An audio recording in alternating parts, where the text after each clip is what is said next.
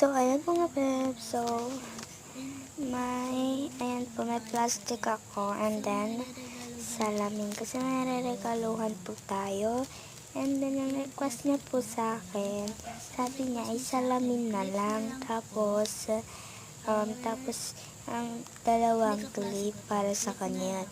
And then, samahan niyo akong magbalot. So, ayan, hindi naman talaga naka-voice over yan eh.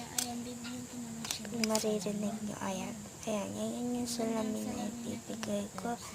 Ayan, napakaganda niya, Mima. May silver pa yan sa gilid kung nakikita nyo.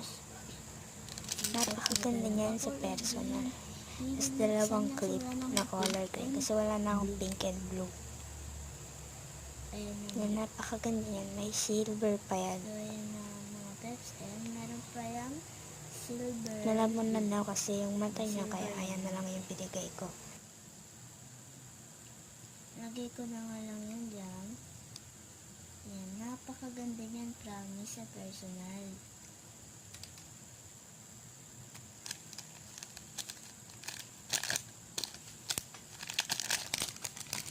Ibabalot na po natin. So, mag-voice over na po tayo.